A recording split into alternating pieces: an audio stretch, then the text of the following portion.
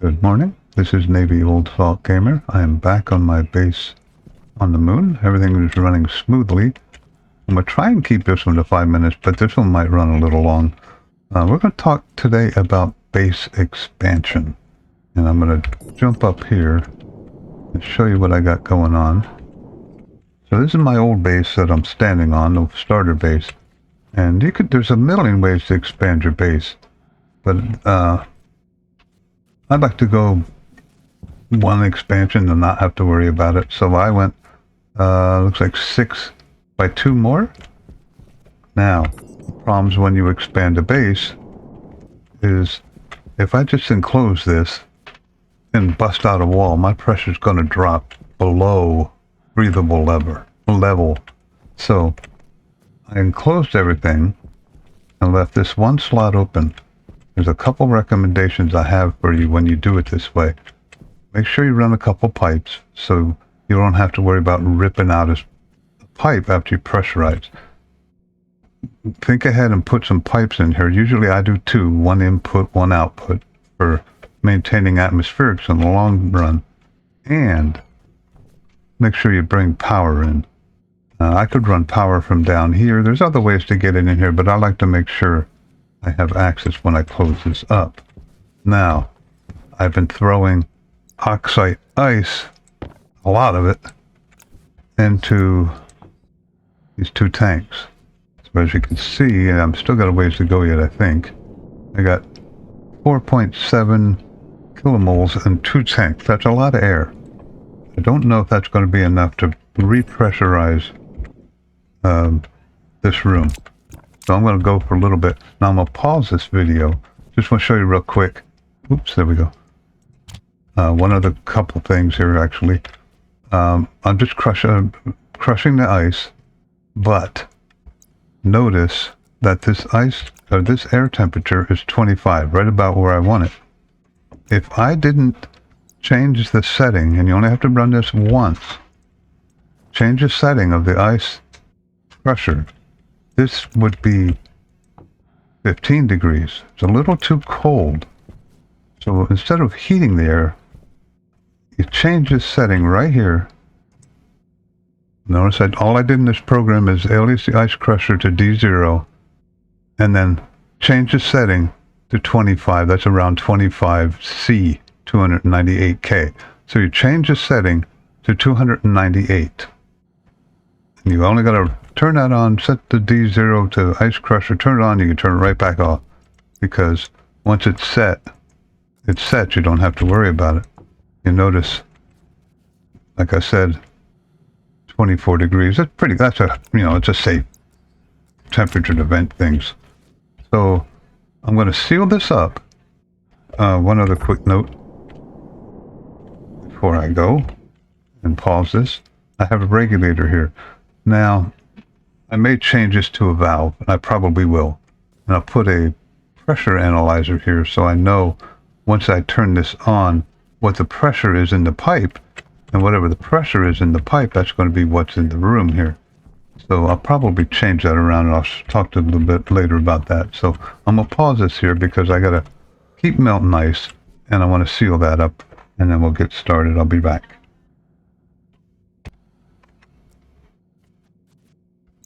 All right, let me get that out of the way. All right, so I'm back. Now I got this all set up. I'm still crushing ice, oxide. So the valve's closed. I got my pipe display here, so I'm going to open this up. Now, I don't think I have enough air here, but we're going to find out. Maybe I do, maybe I don't. I'll be going down pretty quick. Having extra oxygen certainly doesn't hurt. Looks like I'm already up to 42 now. You'll have to shut this off and let this equalize. Yes, I'm not up to 42. But I'm going to let that run until this gets to 100. Roughly, maybe 95. We'll see what happens. But I'll be back again. Notice I did close it up. By the way, I used iron frames for everything. You can use steel. Some people use steel because in the long run that uses less iron. I find it to be more work. So I just use iron. It took probably around 400 iron to make this. There's a lot of mining. So there you go, I'll be back. Okay, so I am rapidly losing pressure. I don't know where this pollutant is coming from, but I'll have to filter that out. I'm not exactly sure how I got pollutant in there because all I'm using is ice, but it is what it is. But anyway, as you see, the pressure's going way down, and I am up to a safe level. I could breathe in that, and my plants would survive. But I'm just going to melt more ice and keep that going, so I'll be back. Okay, one other quick recommendation. Notice this nice little glow-in-the-dark light over here.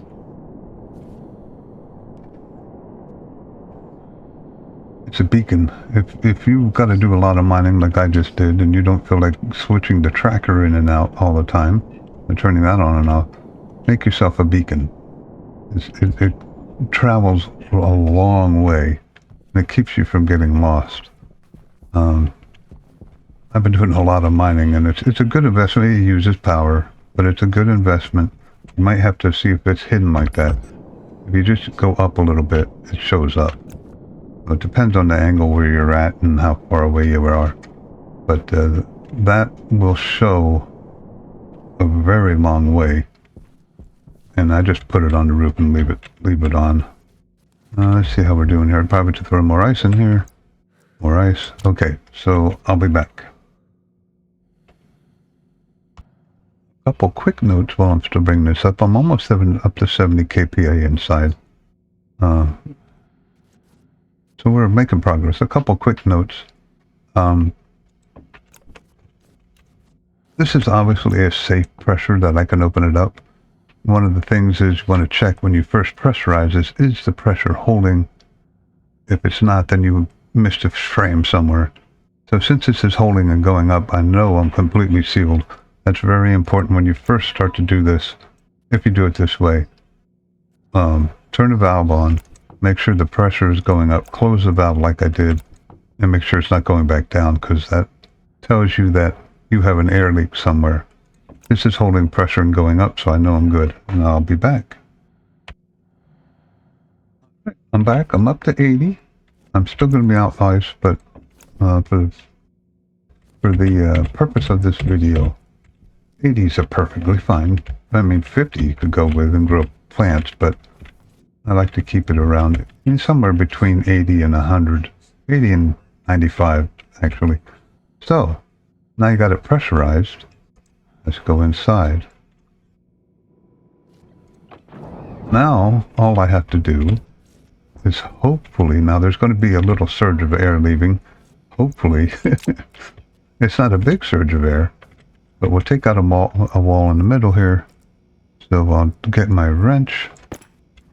Sorry, crowbar, do that again, and boom. So there's some air leaving, but it's not extreme. It's going to just balance to about 85. So there we go. Now I think I need the angle grinder.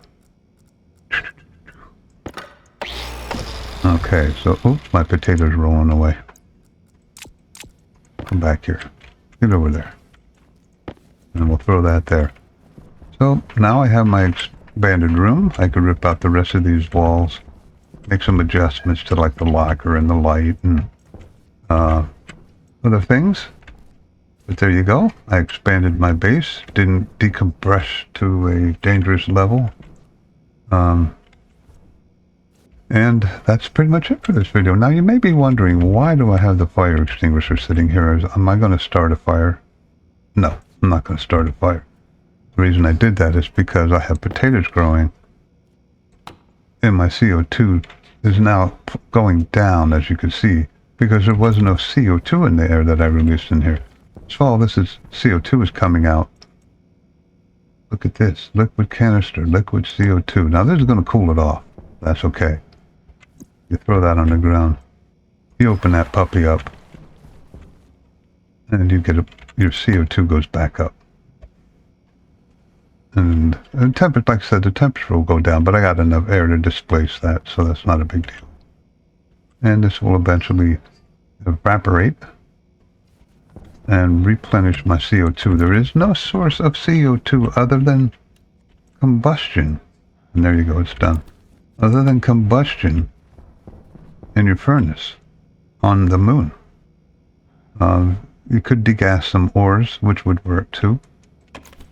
But I'll show you what I do later to keep on planets where that's not readily available. How I keep that up, but that'll be a later video. So there you go. Expanded. I think this is longer than 5 minutes, but I'm still going to call it base expansion in 5 minutes. Yeah, I don't know how long it is. Probably about 10 or more. But that's the way it is. So maybe also, okay, remember, subscribe and like, and I'll keep this series going.